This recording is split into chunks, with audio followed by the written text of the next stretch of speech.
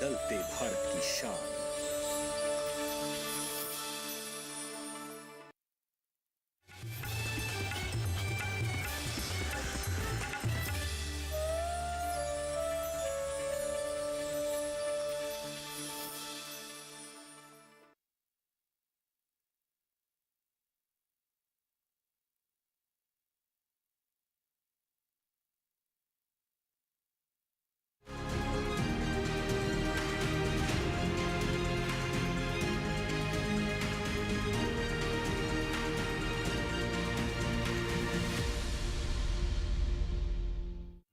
पीढ़ी दर पीढ़ी हमारे किसान अलग अलग स्पीसीज की अलग अलग वैरायटी इनको सहेज कर रखते गए और उसको विकास करते रहे। किसान की विरासत, धरती के वनस्पति संसाधन, एक अधिकार जिसका दुनिया भर के देश करते हैं सम्मान। आज भारत उन अधिकारों को दे रहा है नए मुकाम, ताकि और बढ़े किसानों की वंशागत किस्मों की पहचान का अभियान।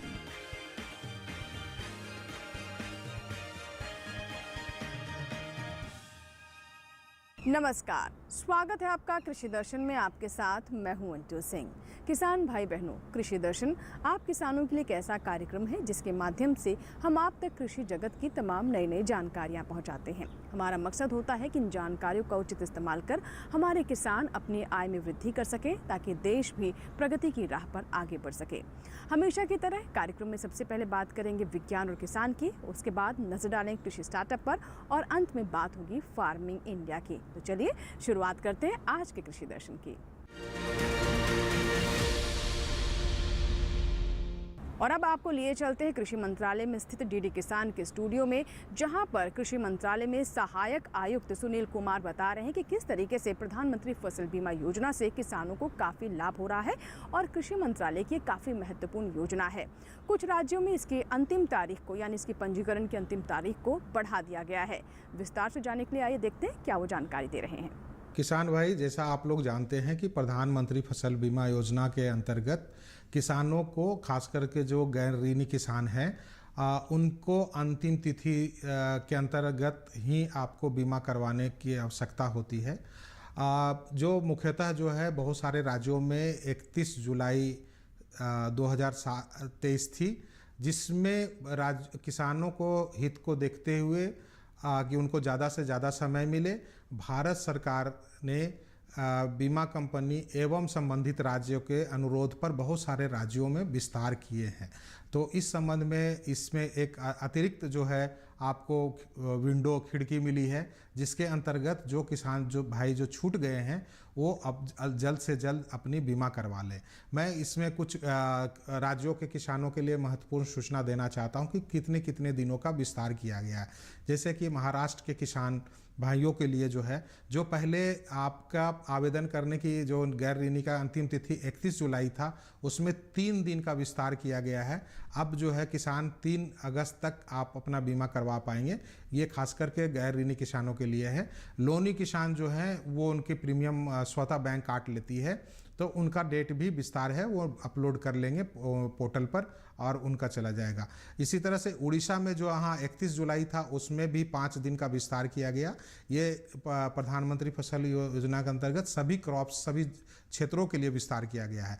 असम में भी जो है 31 जुलाई कट ऑफ डेट था पैडी के लिए उनको केवल धान फसलों के लिए जो है उनका विस्तार किया गया है 5 अगस्त तक के लिए।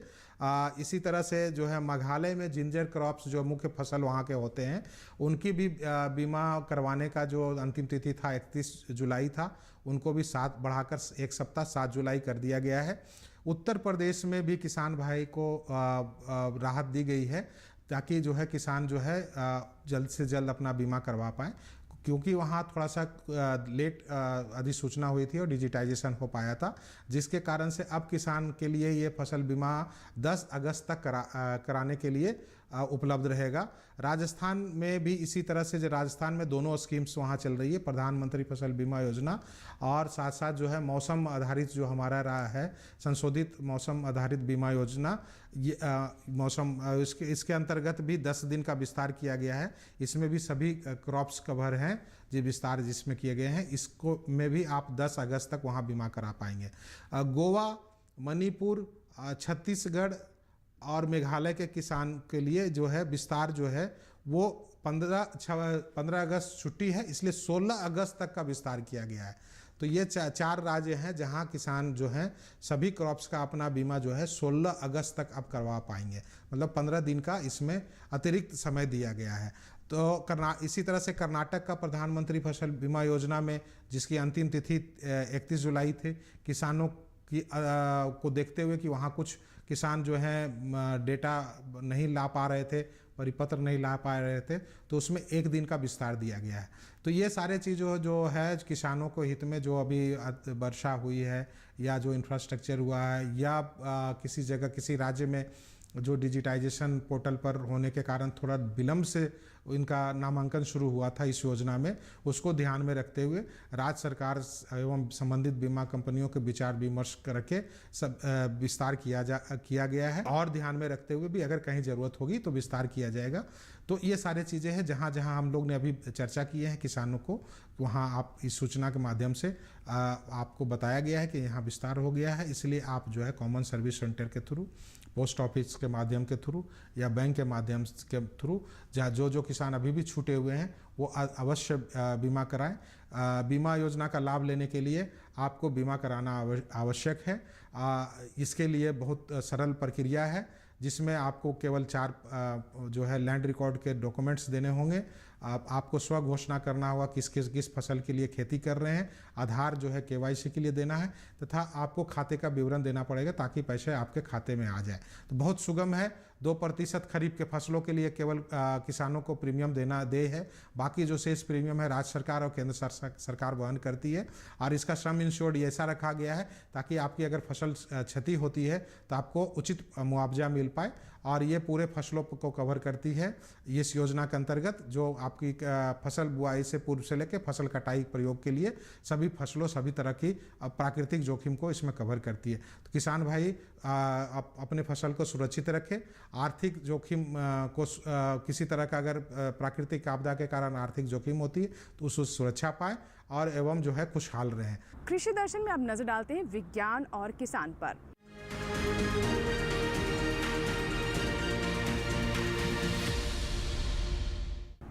दिल्ली स्थित कृषि भवन में केंद्रीय कृषि एवं किसान कल्याण राज्य मंत्री शोभा करंदलाजे और मोल्डोवा के उप प्रधानमंत्री एवं कृषि साथ ही खाद्य उद्योग मंत्री व्लादिमीर बोले के बीच में एक सभा का बैठक का आयोजन किया गया। क्या कुछ विशेष रहा इसमें, आइए डालते नजर। दिल्ली स्थित कृषि भवन में भारत और मोल्दोवा के बीच विभिन्न मुद्दों पर बातचीत हुई। कृषि से संबंधित विभिन्न उत्पादों के आयात निर्यात पर भी सार्थक बातचीत हुई। इस अवसर पर भारत की ओर से कृषि एवं किसान कल्याण राज्य मंत्री शोभा करंदलाजे, भारतीय कृषि अनुसंधान परिषद के महानिदेशक डॉक्टर हिमांशु पाठक, कृषि मंत्रालय के अपर सचिव राकेश रंजन, संयुक्त सचिव रितेश चौहान और मोल्दोवा के उप प्रधानमंत्री और कृषि और खाद्य उद्योग मंत्री व्लादिमीर बोले एवं वरिष्ठ अधिकारी उपस्थित थे। इस अवसर पर केंद्रीय कृषि एवं किसान कल्याण राज्य मंत्री शोभा करंदलाजे ने कहा, आज मालदोवा का डिप्टी प्राइम मिनिस्टर और एग्रीकल्चर, उधर का एग्रीकल्चर मिनिस्टर हमारे डिपार्टमेंट आए थे। पहली बार भारत में उसका एम्बेसी खोल गया है। अभी 2023 जून में पहली बार खुल गया है। एंड एम्बेसडर भी आज आए थे, नया एम्बेसडर। हमारा ऐसे रिलेशन तो 31 ईयर्स से है। मालदोवा से हम ऑयल सीड्स और सनफ्लावर ऑयल ले रहे हैं। मालदोवा का हम मेरेन goods, vegetable, fruits, basmati rice हम बेच रहे हैं, निर्यात कर रहे हैं। एंड हमारे बीच में मेमोरेंडम ऑफ अंडरस्टैंडिंग नहीं है, MOA नहीं हुआ है, क्योंकि पहली बार ये एम्बेसी खुला है इधर। हमारा प्रधानमंत्री नरेंद्र मोदी जी का नेतृत्व में ऐसे विश्व का सब देश में हम पहुंच रहे हैं। ये भी पहली बार हो रही है। इसीलिए आज हम बातचीत किए हैं, एक MOU हम साइन करना, इसको ड्राफ्ट करना, हम दोनों हम कैसे आयात कर सकते हैं, कैसे निर्यात कर सकते हैं, इसी के बारे में एक मेमोरेंडम ऑफ अंडरस्टैंडिंग हो जाएगा। दूसरे वो चाहते हैं भारत से डिजिटाइजेशन और टेक्नोलॉजी चाहते हैं मोल्डोवा के लिए, उसके लिए भी एक प्रपोजल तय करने के लिए हम बताए हैं उसको। Third one, India is producing surplus, हम ज़्यादा उगा रहे हैं अभी, एंड उधर तो मोल्डोवा में ज़्यादा उगाते नहीं है, उसको उतना ज़मीन नहीं है, इसीलिए भारत से हम ताज़ा सब्जियां, ताज़ा fruits, basmati rice, marine goods ऐसे वो चाहते हैं उधर भेजने के लिए, इसलिए हम बातचीत किए हैं।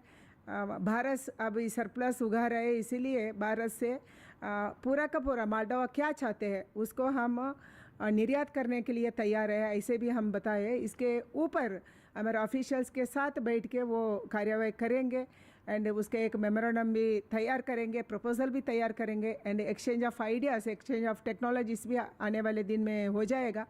एंड बहुत खुशी का बात है, आने वाले दिन में UNO में सिक्योरिटी काउंसिल का वोटिंग चलेगा, उसी में वादा किया है डिप्टी प्राइम मिनिस्टर, आज वादा किया है सिक्योरिटी काउंसिल में भारत को वोट डालेंगे, भारत को सपोर्ट करेंगे, ऐसे भी आज डिप्टी प्राइम मिनिस्टर ने बताया। हमको बहुत खुशी हुआ, प्रधानमंत्री नरेंद्र मोदी जी के नेतृत्व में ऐसा सभी देशों ने, विश्व का अलग अलग देश भारत को सपोर्ट करने के लिए तैयार है। ये तो अच्छा एक डेवलपमेंट है। मिलेट पर भी हुआ है, क्योंकि UN में अभी हमारे कहने से, हमारा प्रधानमंत्री कहने से इंटरनेशनल ईयर ऑफ मिलेट्स 2023 हो गई है। इसका वैल्यू एडेड प्रोडक्ट्स हम बेच सकते हैं। मिलेट्स को हम भारत से मोल्डोवा भेजने का बातचीत हुआ है, क्योंकि अभी यंग जनरेशन चाहते हैं ग्लूटेन फ्री खाना खाना है, इसीलिए हम बताए ये तो हमारा मिलेट्स, भारत का मिलेट्स, भारत का बाजरा ये ग्लूटेन फ्री है, इसीलिए मोल्डोवा को हम भेजने को तैयार है। वो प्रोसेस करके भेजेंगे, ऐसा ताज़ा भी भेजेंगे, ऐसे हम बातचीत किया है। उसके ऊपर भी वो खुश है, कुछ बातचीत आगे बढ़ाएंगे, ऐसे वादा दिया है। कृषि दर्शन में इसी के साथ ही यहाँ वक्त एक छोटी सी ब्रेक का, आप कहीं मत जाइएगा, देखते रहें कृषि दर्शन।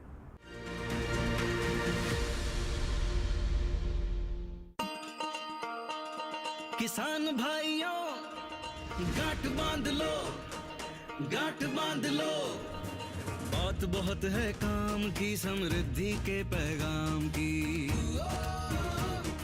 मिट्टी के मिजाज को समझो, मिट्टी के हर राज को समझो, मिट्टी की तुम जांच कराओ, मुफ्त सॉइल हेल्थ कार्ड ले जाओ।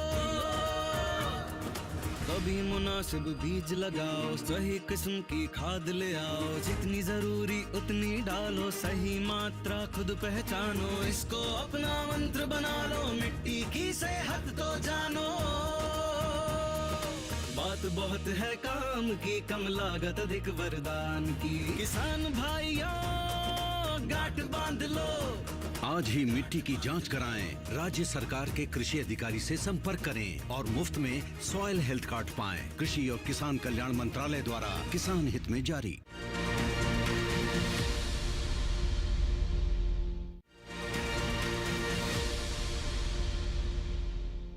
ब्रेक के बाद एक बार फिर आपका स्वागत है, आप देख रहे हैं कृषि दर्शन। आइए अब नजर डालते हैं कृषि स्टार्टअप पर।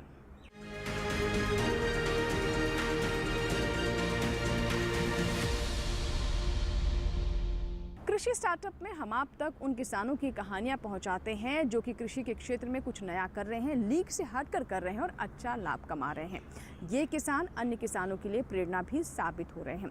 आज के हमारे सफल किसान महाराष्ट्र से संबंध रखते हैं, जिनका नाम है विष्णु पोटे। जी हाँ, आमतौर पर जब किसान फलों की खेती करते हैं तो उसमें सेब, लीची, केला, तमाम तरह के फलों का चयन करते हैं, क्योंकि उसमें निश्चित लाभ होता है। लेकिन बहुत कम ही किसान हैं जो कि जामुन की खेती को एक मुख्य खेती के तौर पर अपनाते हैं। लेकिन विष्णु पोटे ने ऐसा कर दिखाया और आज वो बन गए हैं हमारे सफल किसान।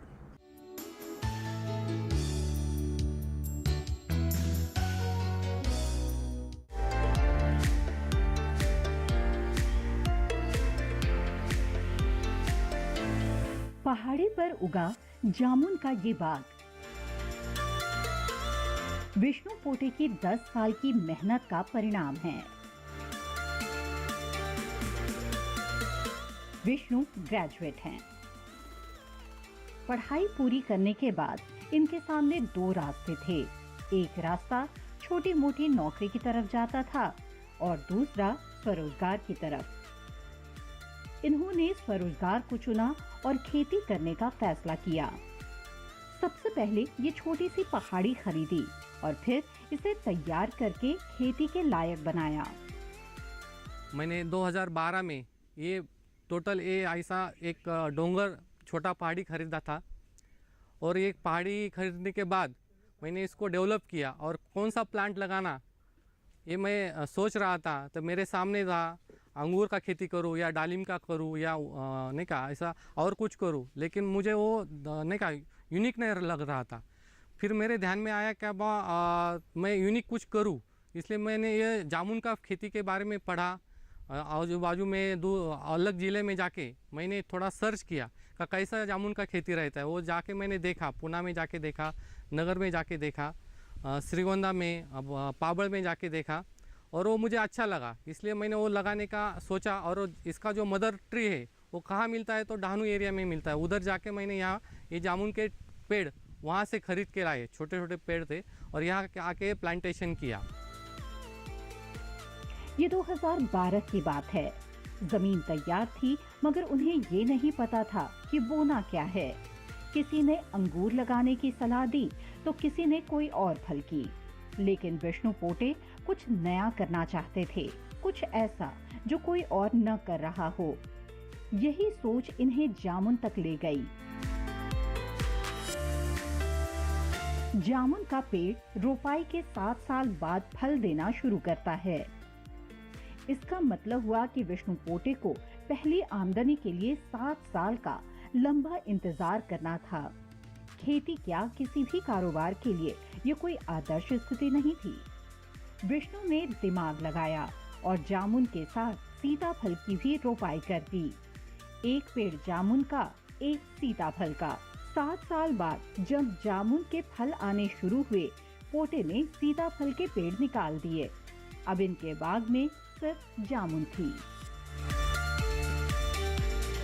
जामुन को आने के लिए 7 ईयर लगता है, 7 साल लगता है, और सीताफल में आने के लिए 2 साल में आ जाता है। इसलिए मैंने एक सीताफल एक जामुन ऐसा प्लांटेशन किया और शॉर्ट टर्म में सीताफल पे ज़्यादा ध्यान दिया। जामुन को पानी जा रहा था, जामुन हल्के हल्के से बढ़ रहा था। बाद में ये सीताफल का मैंने हार्वेस्टिंग स्टार्ट किया और 7 साल तक ये सीताफल का हार्वेस्टिंग लिया। और जब जामुन स्टार्ट हुआ फिर ये सीताफल निकाल दिया और जामुन का हार्वेस्टिंग रेगुलर करता रहा। विष्णु का कहना है कि जामुन के खेती के बारे में अभी जानकारी कम है, इसलिए इन्हें जब भी कोई समस्या आई तो इन्होंने कृषि विज्ञान केंद्र से संपर्क किया। वैज्ञानिकों की सलाह के बाद इनकी उपज में बढ़ोतरी हुई है, पर एक सवाल अभी भी था कि बरसात के दौरान कटे फटे फलों का क्या करें। ऐसे फलों को बाजार में कोई नहीं खरीदता। तब वैज्ञानिकों ने इन्हें प्रसंस्करण की सलाह दी। केवीके नारंगांव में कांटेक्ट किया और मुझे प्रॉपर गाइडलाइन किया।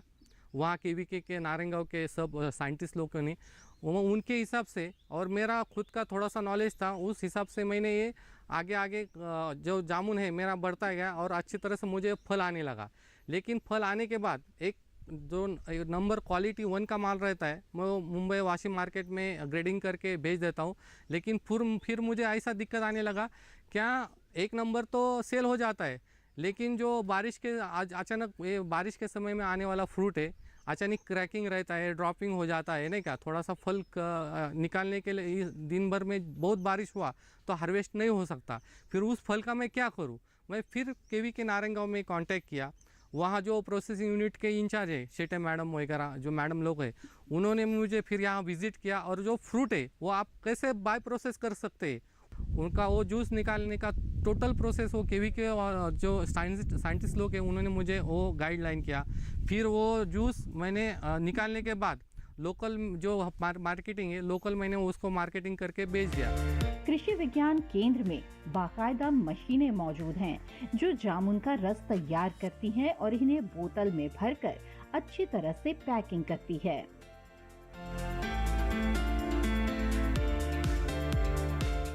अभी यहाँ पे हम क्या करते हैं कि जब भी जो उनका जामुन फ्रूट उनका हार्वेस्टिंग होने के बाद शाम को वो जामुन फ्रूट यहाँ पे लाते हैं। उनका जो सेकंड ग्रेड का माल रहता है, कभी कभी फर्स्ट ग्रेड का भी लाते हैं। जैसे कि सीज़न के हिसाब से अगर बारिश चालू है तो मार्केट में तो नहीं पहुँचा सकते, तो वो उसका प्रोसेस करते हैं। तो वो जब जामुन यहाँ पे लाते हैं उसके बाद हम रात को उसको फ्रिज में रखते हैं रात भर, और सुबह उसको अच्छे से धो के उसका पल्पर से पल्पिंग करते हैं। पल्पिंग होने के बाद उसको वैक्यूमाइज केटल में उसको 80 डिग्री सेंटीग्रेड टेम्परेचर पे उसको हीटिंग करते हैं। हीटिंग होने के बाद उसको फिल्टर करके वो बॉटल में जूस हम फिलिंग करते हैं। जो फल बाजार में जाने लायक नहीं होते, विष्णु उनका रस निकाल कर बेच रहे हैं। इस तरह उनकी एक भी जामुन बेकार नहीं जा रही है। अब इनका प्रसंस्करण का काम भी बढ़ रहा है, तो केवीके की मदद से ही इन्होंने लाइसेंस के लिए अप्लाई कर दिया है। शुरुआत में जब विष्णु जामुन की रुपाई कर रहे थे तो घर वाले भी परेशान थे कि इससे आमदनी कैसे होगी। पड़ोसियों ने भी कोई दूसरा फल लगाने की सलाह दी थी, मगर उन्होंने किसी की नहीं सुनी। आज वो जामुन के जादूगर बनकर उभर रहे हैं, इसलिए वो जामुन में बेहतर संभावनाएं देख रहे हैं। तो ये था हमारा आज का कृषि स्टार्टअप। इसी के साथ ही यहाँ वक्त एक छोटे से ब्रेक का, कहीं मत जाइएगा, देखते रहें कृषि दर्शन।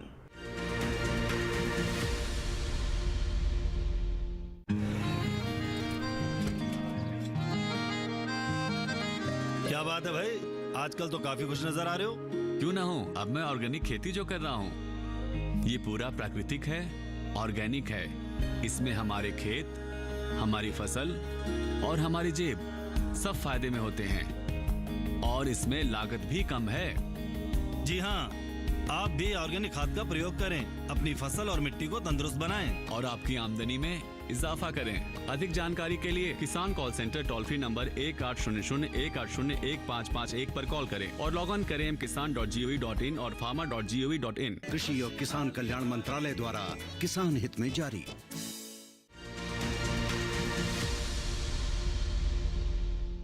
ब्रेक के बाद एक बार फिर आपका स्वागत है। आप देख रहे हैं कृषि दर्शन। आइए अब नजर डालते हैं फार्मिंग इंडिया पर, जिसमें हम आपको सरकार की उन योजनाओं के बारे में विस्तृत जानकारी देते हैं जो कि विशेष तौर पर हमारे किसानों के लिए तैयार की गई हैं।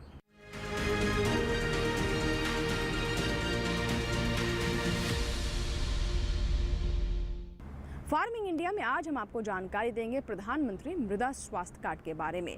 इस कार्ड के माध्यम से हमारे किसानों को पता चलता है कि उनकी मिट्टी में कौन से पोषक तत्वों की कमी है, जिसका उचित प्रबंधन कर वो मिट्टी की उपजाऊ शक्ति को बढ़ा सकते हैं और अच्छा लाभ कमा सकते हैं, अच्छी फसल प्राप्त कर सकते हैं। तो आइए जानते हैं कि कैसे हमारे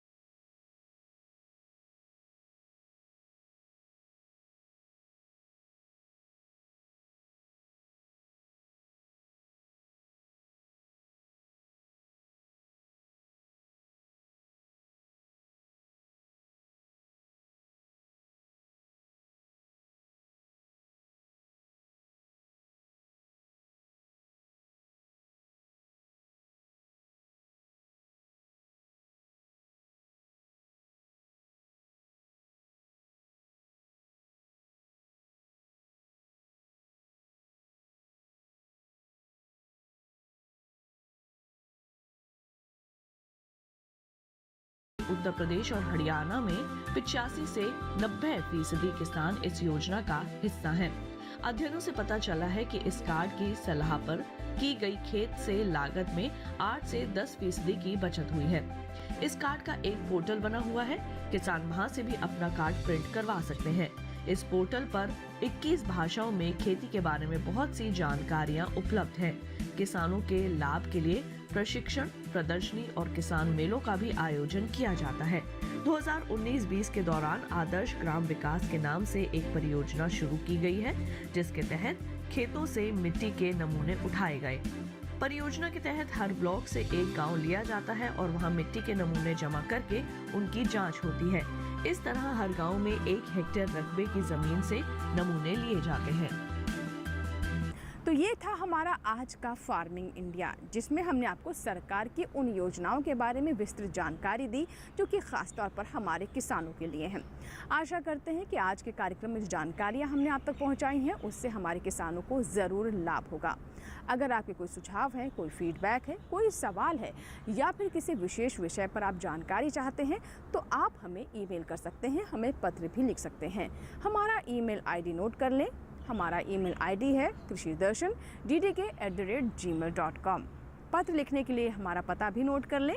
हमारा पता है कृषि दर्शन, कमरा नंबर 58, CPC, दूरदर्शन, खेलगांव, नई दिल्ली 110049। आपकी ईमेल्स और आपके पत्रों का हमें इंतज़ार रहता है। कृषि दर्शन आपका अपना कार्यक्रम है। आपके सुझाव, आपका फीडबैक हमें कार्यक्रम की गुणवत्ता को और बेहतर करने में मदद करता है। चलते चलते आपको भी जानकारी दे दें कि कृषि दर्शन कार्यक्रम आप हमारे YouTube चैनल पर भी देख सकते हैं। इसके लिए करना बस आपको ये है कि टेलीविज़न स्क्रीन पर दिखाए जा रहे इस QR कोड को स्कैन करें और हमारे YouTube पर भी देखें कृषि दर्शन। कृषि दर्शन के नए अंक में और कुछ नए जानकारियों के साथ आप किसान भाई बहनों से फिर होगी मुलाकात। तब तक आप बने रहें दूरदर्शन किसान के साथ। नमस्कार।